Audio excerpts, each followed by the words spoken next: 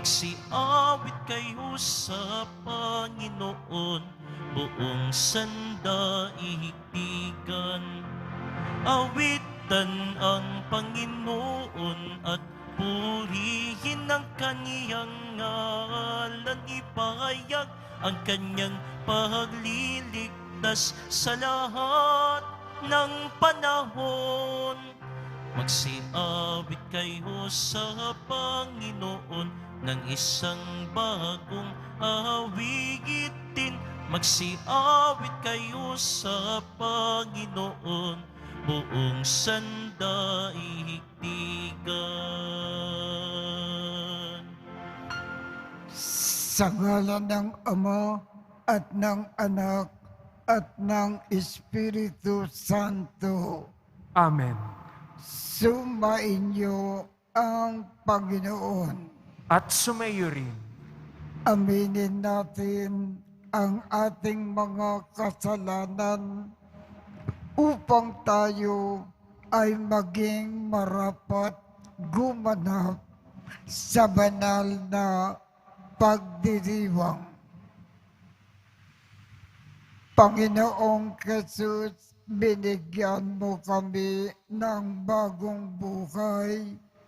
Panginoon, kaawaan mo kami. Panginoon, kaawaan mo kami. Panginoong Jesus, pinapatawad mo ang aming mga kasalanan. Kristo, kaawaan mo kami. Kristo, kaawaan mo kami. Panginoong Jesus, binabahagi mo sa amin ang iyong katawan at dugo sa Eucharistia. Panginoon, kaawaan mo kami. Panginoon, kaawaan mo kami. Kaawaan tayo ng Diyos Amang makapangyarihan. Patawarin ang ating mga kasalanan at patnubayan tayo sa buhay na walang hanggan. Amen. Manalangin tayo. Ama naming makapangyarihan, ang iyong sambayanan naway tuwangan ng ulirang pamumuhay at pagdalangin ni Santo Domingo.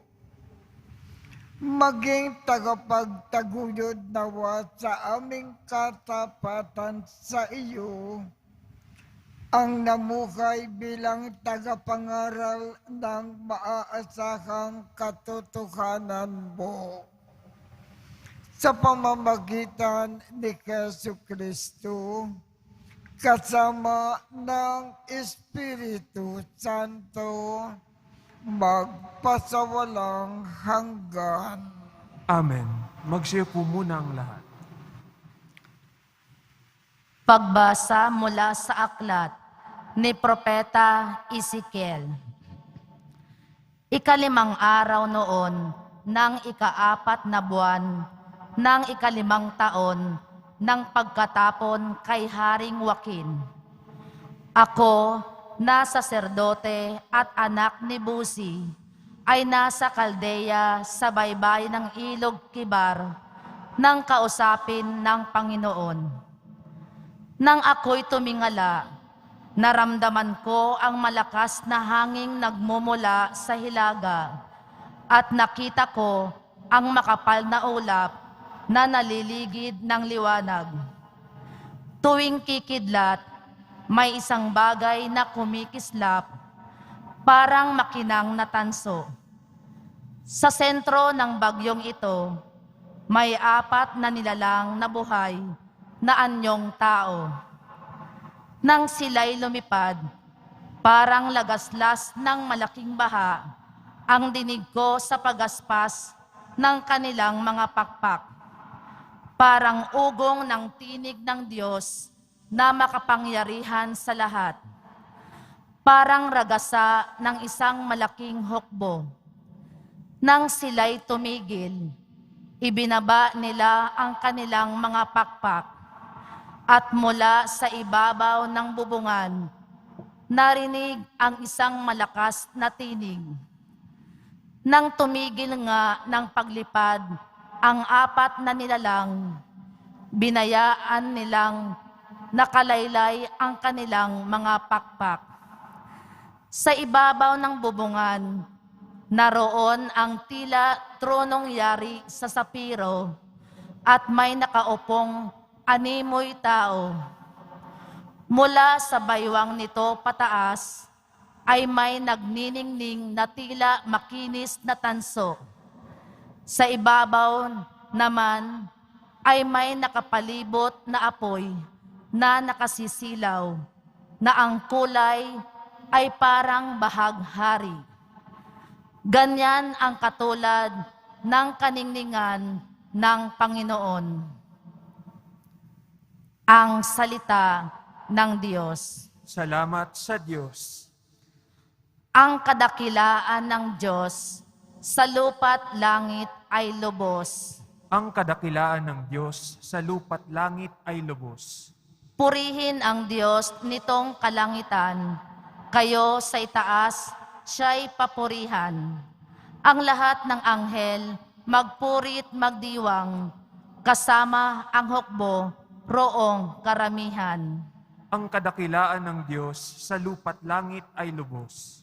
Pupurihin siya ng lahat ng tao, hari at prinsipe, lahat ng pangulo, babait, lalaki, mga kabataan, matatandang tao't kaliit-liitan.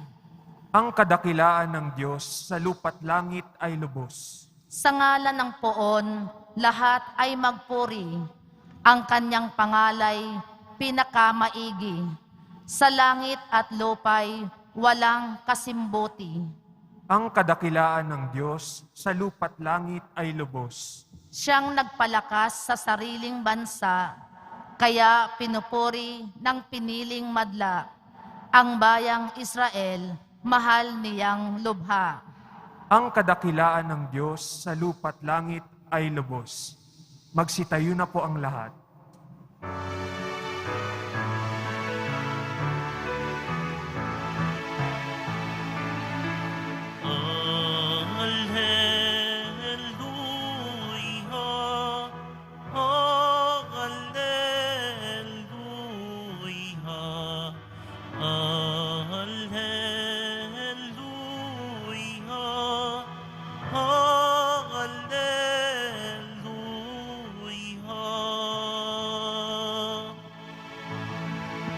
Tayo'y tinawag ng Diyos upang magningning na lubos sa aral ni Kristo Jesus.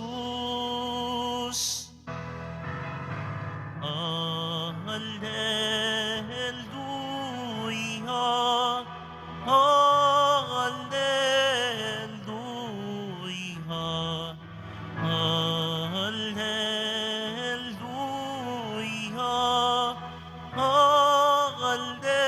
Alleluia. Sumainyo ang Panginoon. At sumayo rin Ang mabuting balita ng Panginoon ayon kay San Mateo. papuri sa iyo, Panginoon. Noong panahong iyon, nang nagkakatipon sa Galilea, sina Jesus at ang mga alagad, sinabi niya sa kanila, ang anak ng tao ay ipagkakanulo at papatayin, ngunit muling mabubuhay sa ikatlong araw. At sila ay lubhang nagdalamhati. Pagdating nila sa Kapernaum, lumapit kay Pedro ang mga maniningil ng buwis para sa templo. Tinanong siya, nagbabayad ba ng buwis para sa templo ang inyong guro? Opo, sagot ni Pedro. At nang dumating siya sa bahay, tinanong na siya agad ni Jesus, ano ba ang palagay mo, Simon? Kanino sumisingil ng bayad sa lisensya o buwis ang mga hari sa lupa? Sa mga mamamayan ba o sa mga dayuhan? Sa mga dayuhan po, tugon niya. Sinabi ni Jesus, kung gayon, hindi pinagbabayad ang mga mamamayan. Gayon man, para wala silang masabi sa atin, pumaroon ka sa lawa at ihagis mo ang kawil. Kunin mo ang unang isdang mahuhuli. Ibuka mo ang bibig nito at may makikita kang isang salaping pilak. Kunin mo ito at ibayad sa buwis nating dalawa. Ang mabuting balita ng Panginoon. Inupuri ka namin, Panginoong Hesukristo. Magsiupo muna tayong lahat.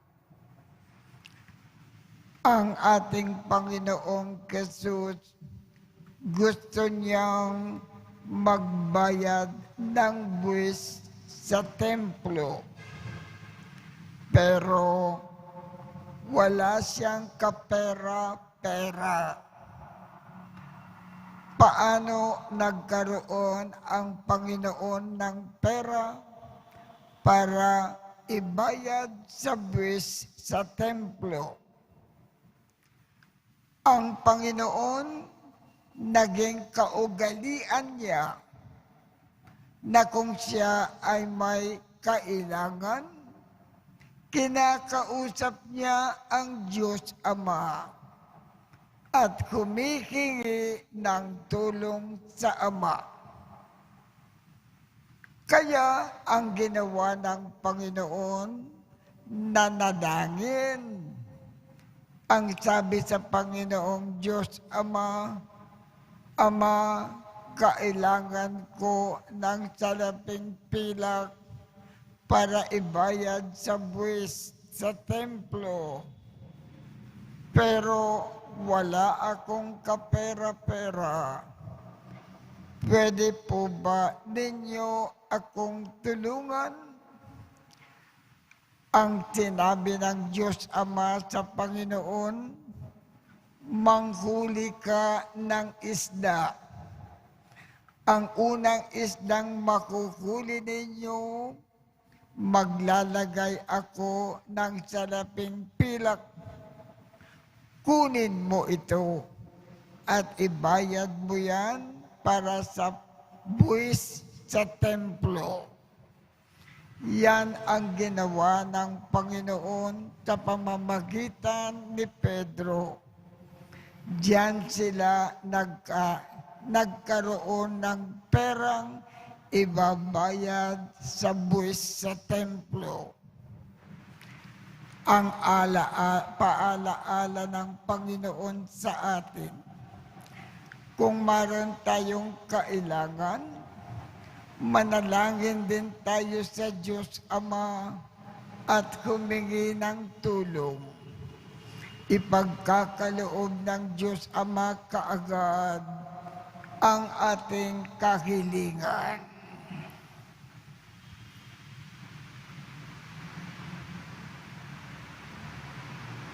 Magsitayo na po ang lahat.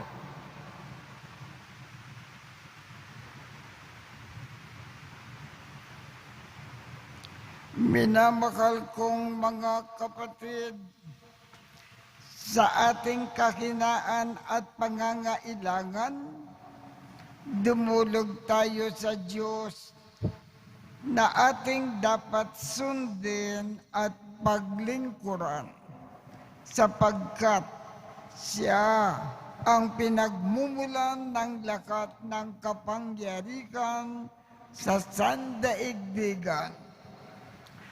Ang ating tugon, Ama, mamukay nawa kami sa Espiritu ng iyong anak. Ama, mamuhay nawa kami sa Espiritu ng iyong anak. Ang simbahan saan mang dako ng daigdig, naway walang takot na magpahayag ng pinahahalagang katarungan at kapayapaan. Manalangin tayo. Ama, mamuhay nawa kami sa Espiritu ng iyong anak. Ang lahat ng tao naway makabahagi ng tama sa mga material at spiritual na bagay ng daigdig at ang mga organisasyong sibiko at estado naway makatulong sa pagtatanggol sa mga mahihina at mga mahihirap. Manalangin tayo. Ama, mamuhay nawa kami sa Espiritu ng iyong anak. Ang lahat ng mamamayan naway magkaroon ng malakas na kamulatan sa sibikong tungkulin at maging aktibo sila na makilahok tungo sa pangkalahatang kabutihan. Manalangin tayo. Ama, mamuhay nawa kami sa Espiritu ng iyong anak. Tayo naway maging mga daan ng pag-ibig at kalinga ni Kristo para sa mga may sakit at mga nagdurusa. Manalangin tayo. Ama, mamuhay nawa kami sa Espiritu ng iyong anak. Ang mga yumao naway magkaroon ng kasiyahan sa kaharian ng kapayapaan. Manalangin tayo. Ama, mamuhay nawa kami sa Espiritu ng iyong anak.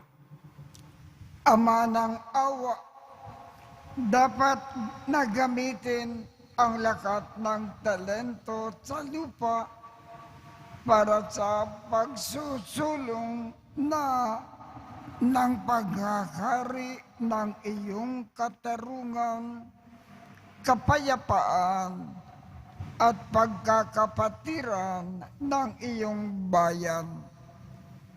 Sa pamamagitan ng aming bukas loob na kaharian dito sa lupa, hinihiling namin ito sa pamamagitan ni Kristo na aming Panginoon. Amen. Magsiupo po ang lahat.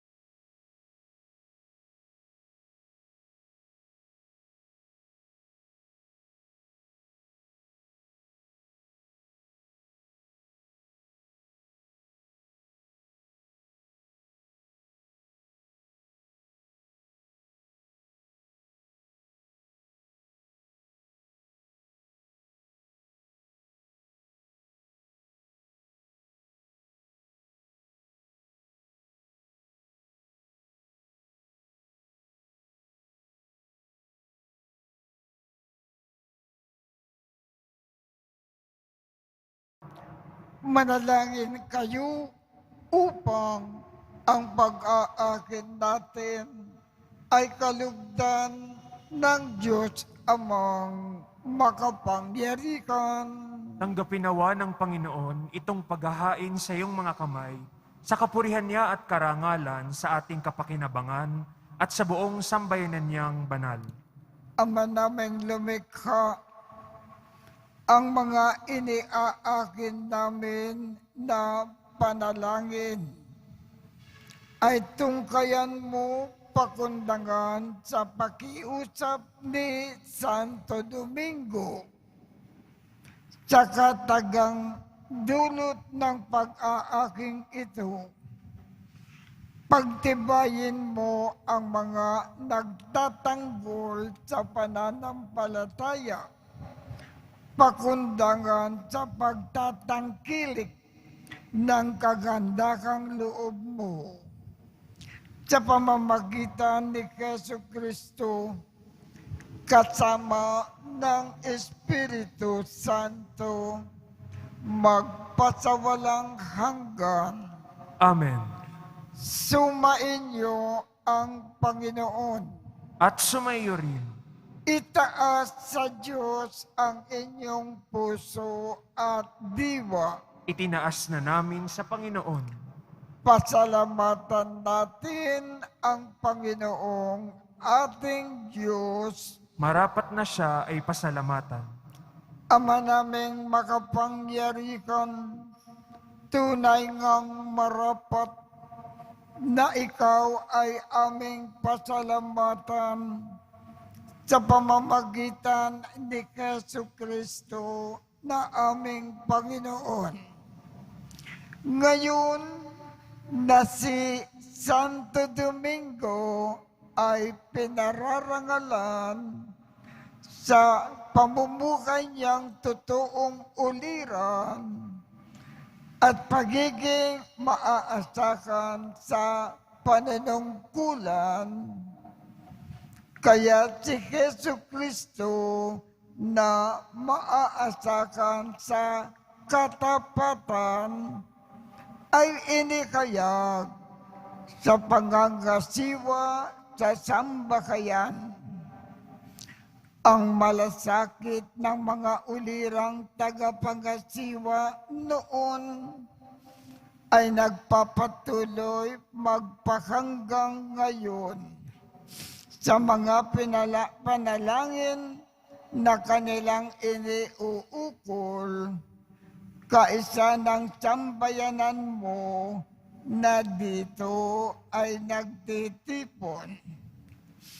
Kaya kaisa ng mga anghel na nagsisiawit ng papuri sa iyo nang walang humpay sa kalangitan, kami ay nagbubunyi sa iyong kadakilaan. Santo, Santo, Santo, Panginoong Diyos ng mga hukbo, napupuno ang langit at lupa ng kadakilaan mo, o sana sa kaitaasan, pinagpala ang naparirito sa ngalan ng Panginoon, o sana sa kaitaasan, magsiluhod po ang lahat. Ama naming banal, ikaw ang bukal ng tanang kabanalan. Kaya't sa pamamagitan ng iyong Espiritu, gawin mong banal ang mga kaloob na ito upang para sa amin ay maging katawan at dugo ng aming Panginoong Jesucristo. Bago niya pinagtiisang kusang loob na maging handog, hinawakan niya ang tinapay, pinasalamatan kanya, pinaghati-hati niya iyon, iniabot sa kanyang mga alagad at sinabi, Tanggapin ninyong lakat ito at kanin. Ito ang aking katawan na ikakandog para sa inyo.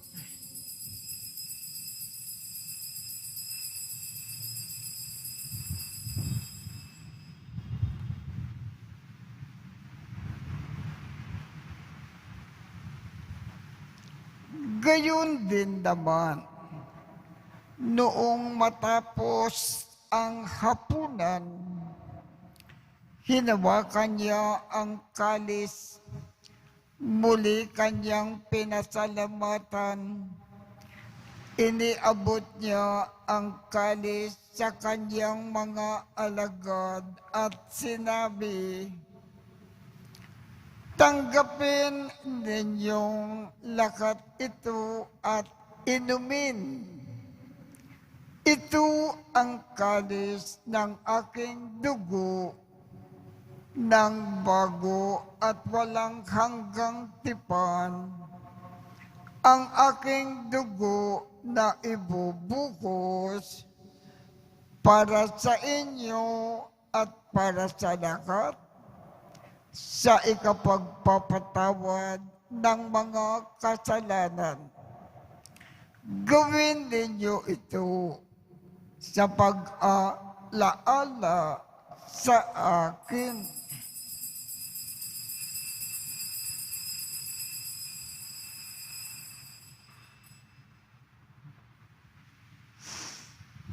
Magsitayo na po ang lahat. Ipagbunyi natin ang misteryo ng pananampalataya. Si Kristo'y namatay, si Kristo'y nabuhay, si Kristo'y babalik sa wakas ng panahon.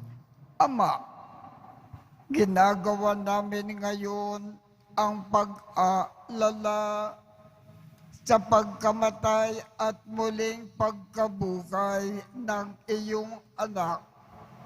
Kaya iniaalay namin sa iyo ang tinapay na nagbibigay buhay at ang kalis na nagkakaloob ng kaligtasan.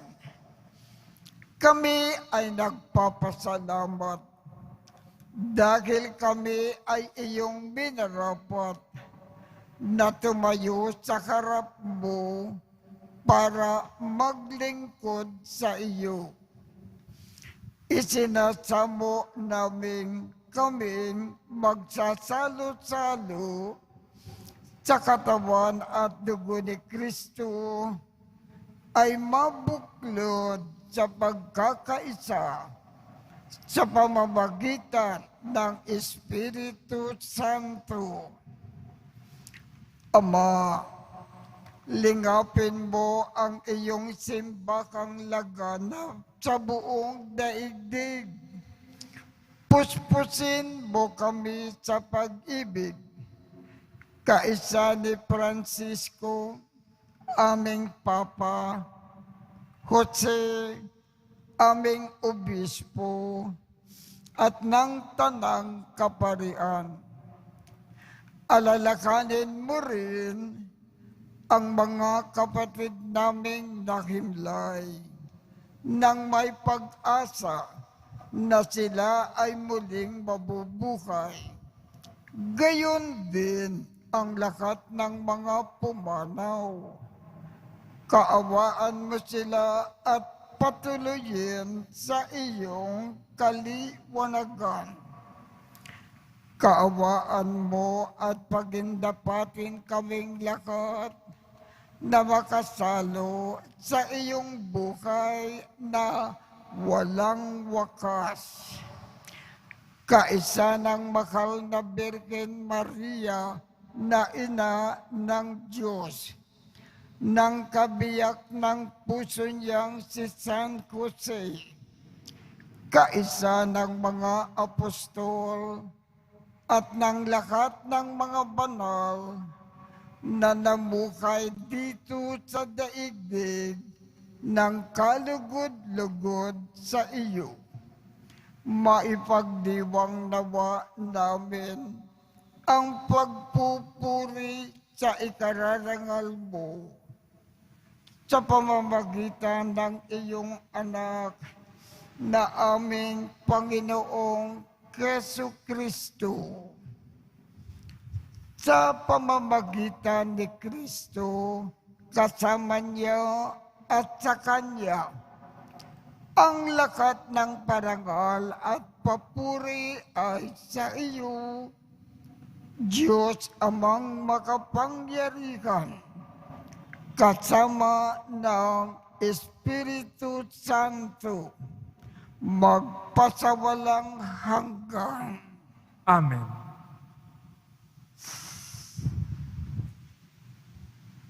Sa tagubilin ng mga nakagagaling na utos at turo ni Jesus na Panginoon natin at Diyos, ipakayag natin ng lakas loob.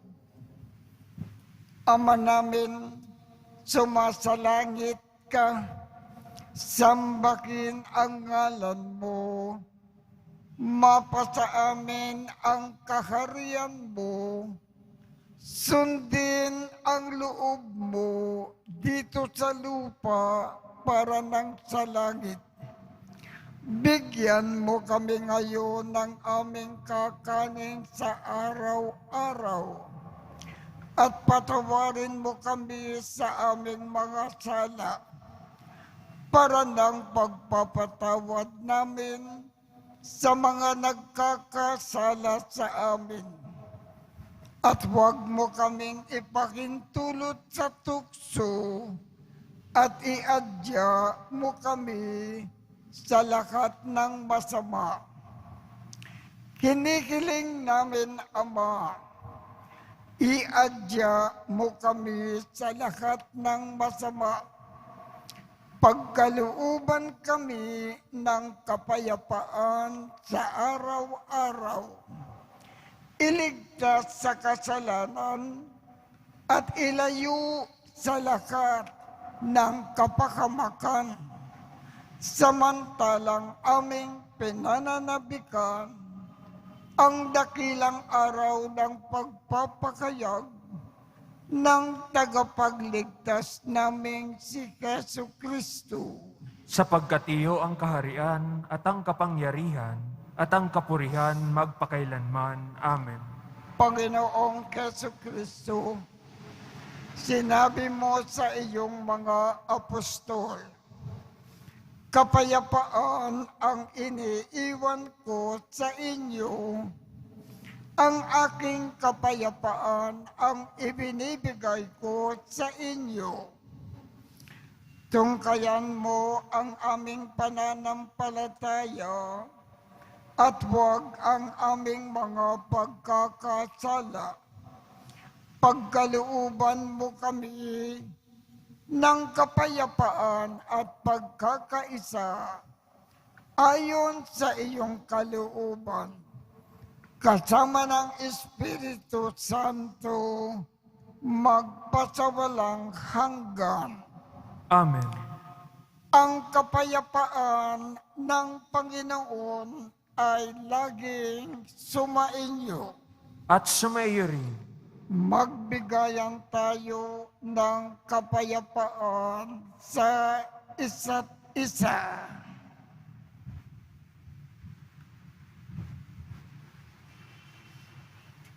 Kordero ng Diyos na nag-aalis ng mga kasalanan ng sanlibutan, maawa ka sa amin. Kordero ng Diyos na nag-aalis ng mga kasalanan ng sanlibutan, maawa ka sa amin. Kordero ng Diyos na nag-aalis ng mga kasalanan ng sanlibutan, ipagkaloob mo sa amin ng kapayapaan. Magsilhod po ang lahat. Ito ang kordero ng Diyos. Ito ang nag-aalis ng mga kasalanan ng sanlibutan.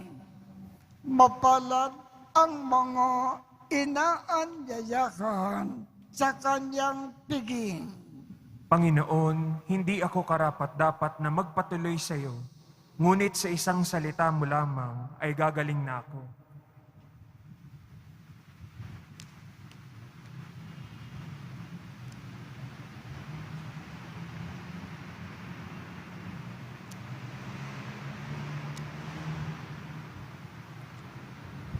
Katawan ni Kristo.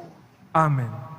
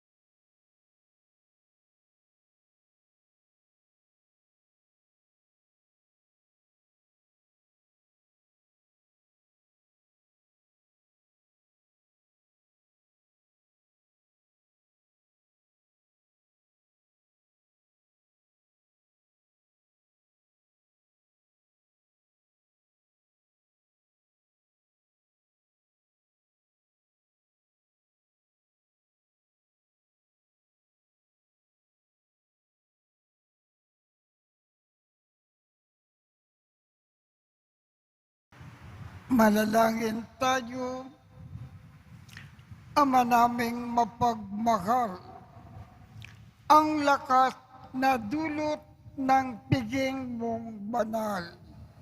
Ngayong ginugunita si Santo Domingo, ay lubusang nawang pakinabangan ng iyong sambayanan na napanariwa at napamunga sa kanyang pangangaral at naway matulungan ng kanyang pagdarasal sa pamamagitan ni Jesu Kristo kasama ng Espiritu Santo magpasawalang hanggan.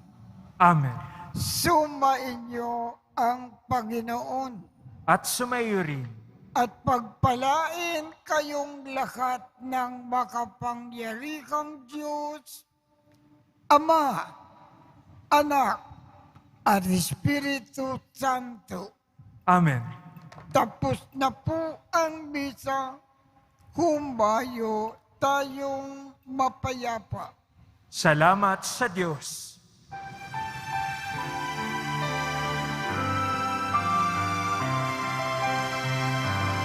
Nuestro Padre Jesus Nazareno, sinasamba ka namin. Pinipinto ka namin. Aral mo ang aming buhay at kaligtasan. Nuestro Padre Jesus Nazareno, iligtas mo kami sa kasalanan Ang krus mong kinamatayan ay sagisag ng aming kaligtasan. Nuestro Padre Jesus Nazareno, dinarangan ka namin. Nuestro Padre Jesus Nazareno, nilulwalhati ka namin. Nuestro Padre Jesus Nazareno, dinarangan ka namin. Nuestro Padre Jesus Nazareno, nilulwalhati ka namin.